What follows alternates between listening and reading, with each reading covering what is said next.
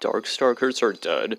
A more cynical take on the information in this line is that basically people just repeat it in what they think is the more disappointing truth being that since the series has not received a new title in so long and has just been relegated to cameos and re-releases and some other facts that we'll go over later on in the series, or at least speculation, and also just the way the gaming market's like now, where it seems like that Capcom is really mostly only producing for AAA franchises. People are saying that since we haven't had a new game now, we probably never will. The re-releases has actually sold well. So this is an interesting thing that will have another follow-up at the very last layer, is that Capcom claims that they haven't done much of anything because their ridiculous tests where they re-release the same game for like the third time and see how well it does, and then claims in Darkstalkers regard that it didn't sell well enough for them to look further into the series, is not true exactly, and is just as ridiculous as it sounds, being that while they weren't like the absolute top, there's some evidence and sales that suggest that the latest re-release before Capcom Fighting Collection, that Darkstalkers actually did sell well enough to get into the top charts, even if it's not like the absolute highest, which must count for something. That's another re-release of an old ass game. I don't know how well Capcom Fighting Collection did, but I'm assuming that it's done pretty okay. Huitzil and Pyron were meant to be playable in 1. These two were the bosses in the first game, and then later in the series became normal, regular characters you can play as.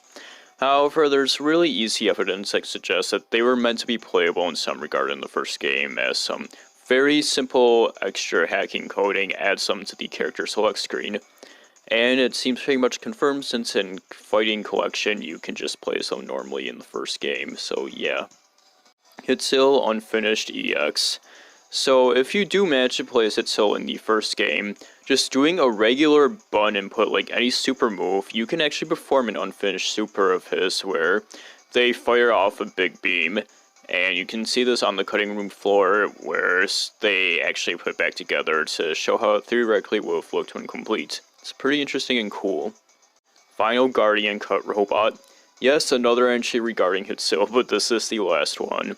Being that another one of their supers, the one where they transform, originally they were just going to summon another robot to drop down and do the move for them, which basically means that we have practically another character coming in cameos that was cut from the series, which again is always an interesting thing.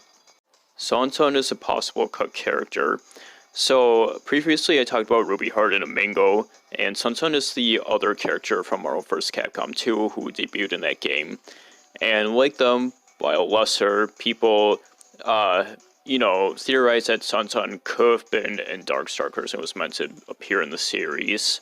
This is something that's popped up like more recently than Ruby Heart and Amingo. Santon herself is supposed to be the granddaughter of a character who appeared in a slightly more obscure older Capcom game that's based on Journey to the West. And for whatever reason, rather than just putting him in, they decided to give a new character.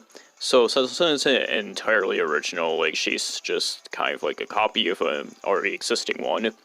And despite that though, she still is new to Marvel vs. Capcom 2. People don't really understand the decision to do that. And because of Ruby Heart and Amingo's evidence, people also suggest that Santon was also meant to be in a Darkstalkers game. And most people just assume that she should be in if they ever make a new game. Maybe the last time I'll say that. But yeah, people just think that she fits in, and I guess I can kind of see it, even if she isn't exactly monster-like. Morrigan real life actor. Japanese commercials for the PlayStation ports of Darkstalkers featured a live action shot of an actor playing as Morrigan, and they're doing a pretty good job looking like her and catching her demeanor.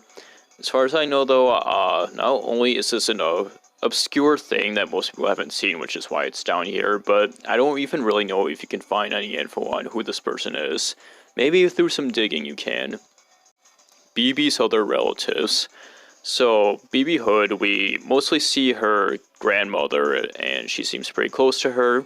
And I believe that it's implied that she's also, crazy killer hunter, at least maybe back in her day, since where BB possibly could have gotten from.